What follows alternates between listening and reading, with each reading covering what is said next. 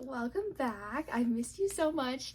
I have just been working insanely amount and I have to go back tonight. It's the day after Christmas, so I hope you had a great Christmas and a Thanksgiving.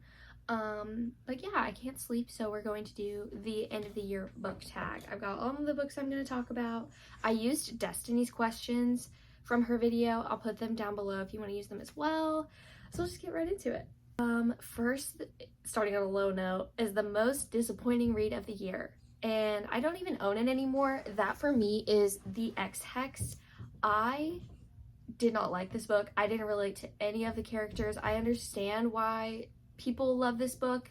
I feel like it's just like its genre, but I didn't feel attached to the people at all. I didn't care what happened at the end. Usually I'm like, oh, I just want to see what happens at least. Like, even if I'm not loving it, live, laugh, loving, I want to see what's going to happen in the end. I did not care. That's never happened to me before. I don't really DNF very often. I'll usually just like pick something up and like not really get into it at all. And I'll just like put it on pause for later, or I just never pick it back up. But I don't usually like try to get through it and then DNF at like the end. I did that. Next we have a book that surprised you. I have a few. First we have Wildfire. I have just not been in my romance mood, and I picked this up because I was in a horrible reading slump after Iron Flame, and this was exactly what I needed. I forgot how much I liked Icebreaker because there's no third act breakup in these. There's no miscommunication. It's like they're just so good and they make your heart happy, and I love the found family in this. I love the hockey team.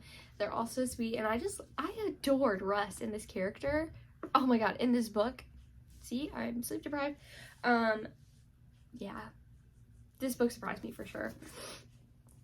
Another book that surprised me was Six Scorched Roses. I read this after Serpent in the Wings of Night. It's the novella that you can read, and I picked it up for a 24-hour readathon, and I loved this. I almost loved this more than the Serpent in the Wings of Night. It's so short, but you love, like, you're so invested in the story and you're rooting for the characters so hard, and you're so just like intrigued of like what's gonna happen. I thought this was so cool and interesting and unique. It basically follows a human girl, and she needs a cure for this illness that is just wiping out the town, and I want to say her sister's dying from it. And so she decides, she's like all scientific-y, and she decides that she needs to go make a deal with the vampire king that like lives there. I don't know about king.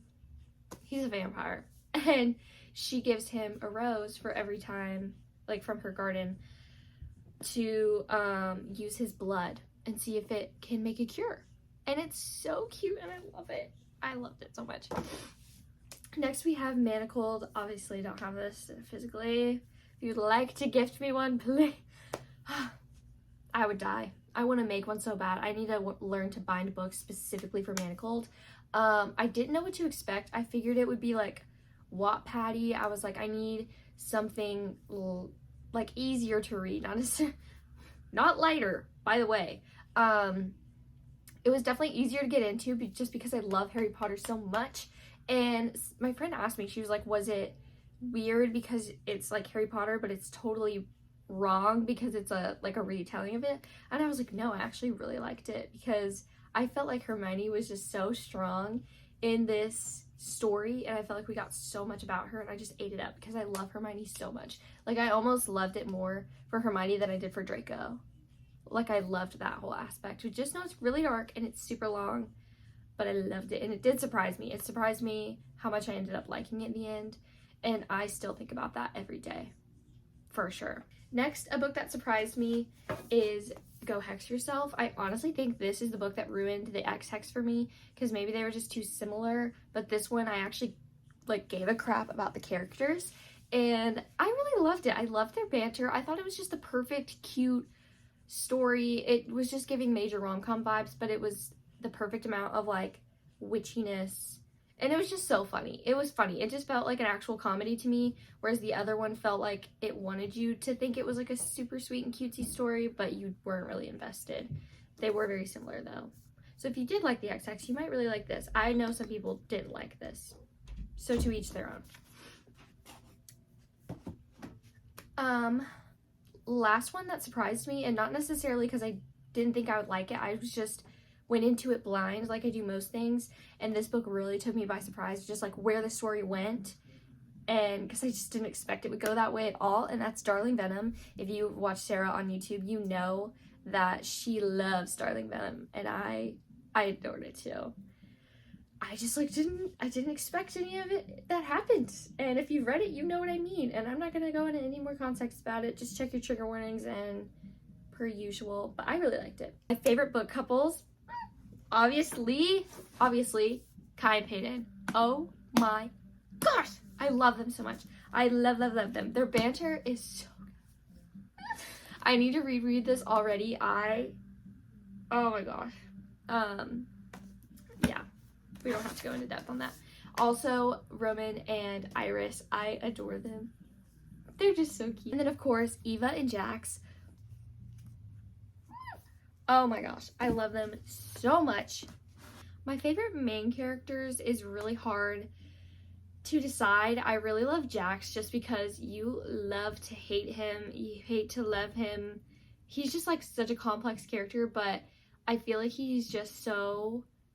like, he's such a villain, but he's just such a little teddy bear at heart in a way. Oh, he just wants to be loved, and I love that.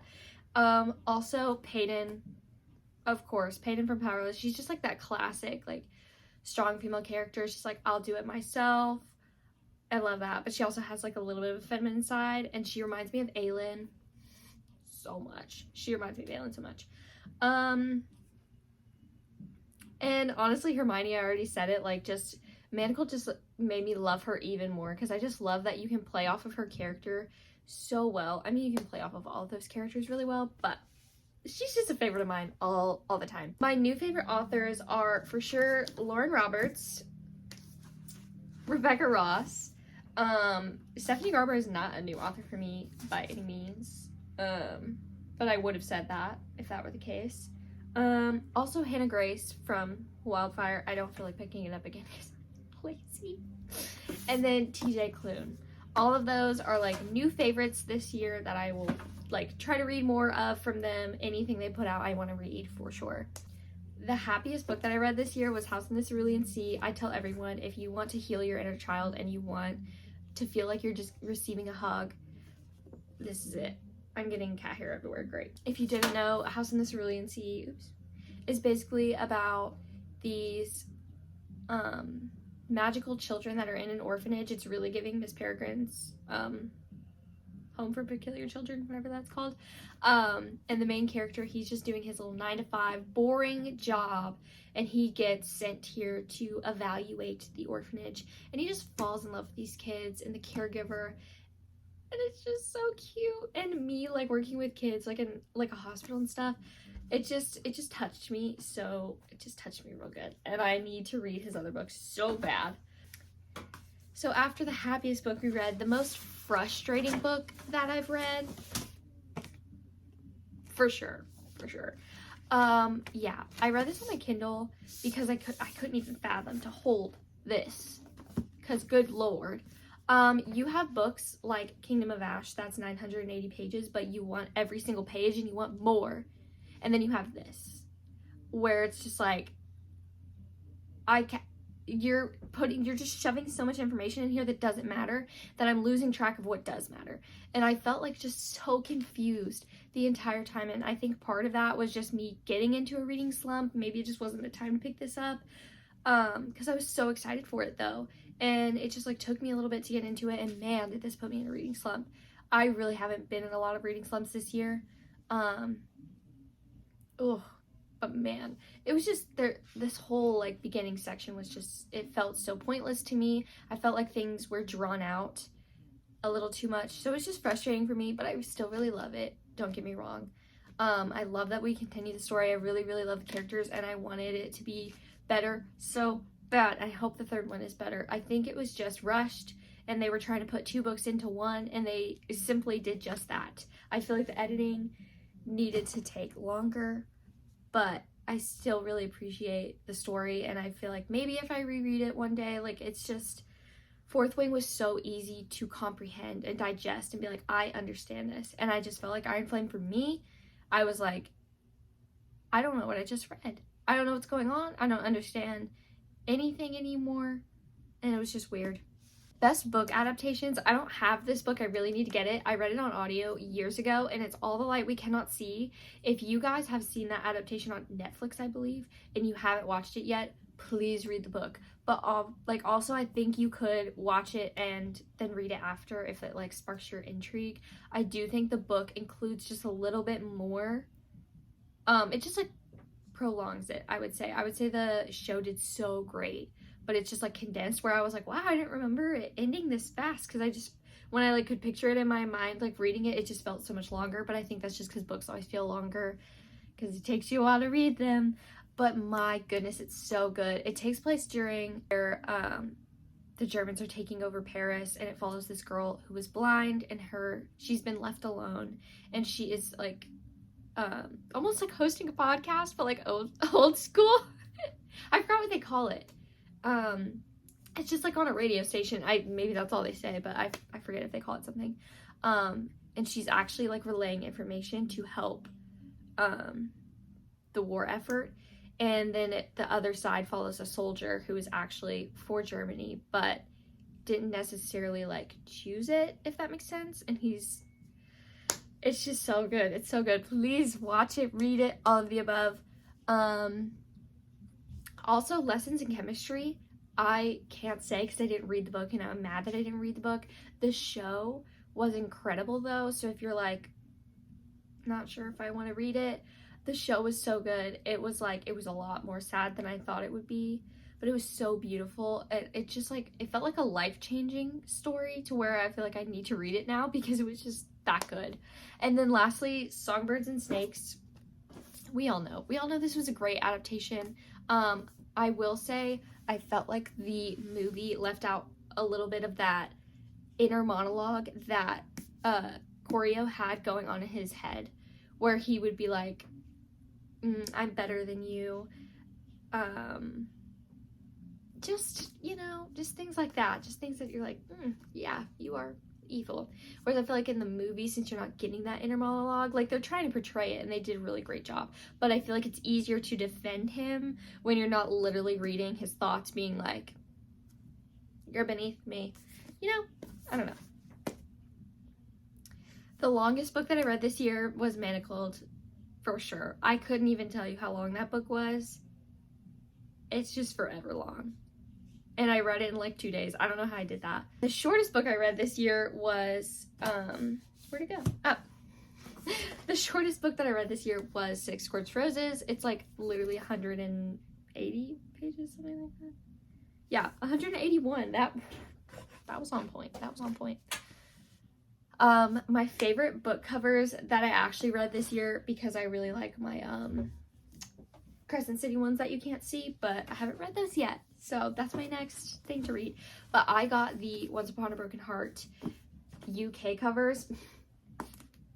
I made an oopsie and ordered this one off Amazon instead of where I got these from, so I probably will be ordering again, just because I need them to match. Like, if I work so hard to get these pretty covers, I need them to match. So I probably will gift this to my friend because she loves A Curse for True Love. And then also the Barnes edition, that's right back there behind my Daphne.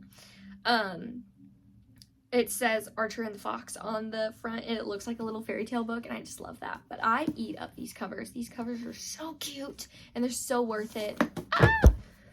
Yes. And I know that Blackwell's maybe does like free shipping or something, possibly. I don't know. Book you haven't stopped thinking about. Of course. If you didn't know this story, I'm sure you do, because this is just, it's everywhere, and I'm so glad. It follows Paedyn, who is an ordinary. In this kingdom, everyone has magic, where there was like this sickness, and you either get powers or you don't. And if you don't, you're actually banished from the kingdom. You shouldn't be here. So she has spent her whole life pretending to have powers, and then she runs into Prince Kai, and we love him. We love him. And then she ends up getting thrown into like a Hunger Games, but with powers situation, and she has no powers, and she's supposed to. So that's really fun. It's just so good. I'm sorry if I like don't explain things very well, but I'm just one of those people that has to go into books blind, and I forget that some people actually want a plot. But anyway, cringiest book I read would be The Way I Used to Be, and I think this is only because it's literally about a high schooler, and it's just supposed to be that way. I couldn't really think of anything else where I was like, there's definitely been cringy moments and things, but I would say this one. I'm sure there's like a romance book or something that I read that was like pretty cringy, but just this one. The lowest rated book on my Goodreads would definitely be The X-Hex because I DNF'd it and it was like a 1 star. And then the highest book I rated would definitely be Powerless, because I could only rate it at 5 stars, but that one is an infinity stars for me. I don't care. Then a book with a unique concept, I would say One Dark Window. Did I say something else? Yeah. I would say One Dark Window and Divine Rivals. I just love like the magic typewriter aspect in this. I'm rereading it right now actually, and I'm loving it. It's just it's so simple. I love the way that she did it. It just feels different. And then One Dark Window is a super unique concept. There's this whole magic system where people like catch magic almost like it's a sickness, and they have to be killed because they're considered dangerous. And then there's these magic cards that can be like traded and stolen and everything. Sorry, this is pissing me off. And they have magic as well, but of course the cards are okay because they can control who has those. It's only the like powerful and the wealthy that can have those, but people who just have magic on their own are considered dangerous. But it is like a curse that has fallen upon this land, and I just think it's so cool. And it can be a little hard to understand at first, I think, but I really think that it was explained pretty well. I didn't feel confused. It is a slower plot, just so you know if you haven't read this, but this one and Two Twisted Crowns, they were just so good. So good. Great duology. I loved it. Books that I would reread from this year would definitely be Powerless. Definitely Divine Rivals. I'm literally rereading it right now, but I'm sure I will reread it again. I would also say Never by Jessa Hastings. It's like a Peter Pan retelling, but Make It Toxic. I think I will reread this one because I actually really liked it. And then Prison Healer. I actually think I'll reread this trilogy because I did really like it. It's very YA. Not like the best thing I've ever read. I just enjoyed it so much that I think I want to get back into the story because I love the characters in this. Especially the side characters. The side characters. Cow. Okay, lastly, what was your reading goal this year and what will it be next year? This year was actually 30 books because I was in nursing school at the beginning of the year still, and I was like, we're not going to make it that high, but I wanted to make something. So I made it 30 books, and I actually have read 75 books as of now. Actually, I think it's like 76, and I don't think that counts Divine Rivals reread, the audiobook I'm on right now, which I might finish, and a manga, and Ruthless Vows, the second book to this. I think I'm going to get 4 more. So I think I'm actually going to hit 80 books this year, which is insane, because we still have 4 more days, or 5 more days in the year. So I think I might hit that. So I think next year what I want my goal to be is 100, because I don't want to make it too high. But I didn't really get a good reading month in until May. So I think that's like a lot of months that I could read way more. So I think I'm going to hit over 100 books this year, hopefully next year, whatever. But yeah, that's my end of the year book tag. I'll put the questions down below if you want to use them. Let me know what your like all-time favorite read of the year was. Yeah. Thanks for watching. I'm so tired, I'm sorry. Thank you guys for watching, and I'll see you guys next time.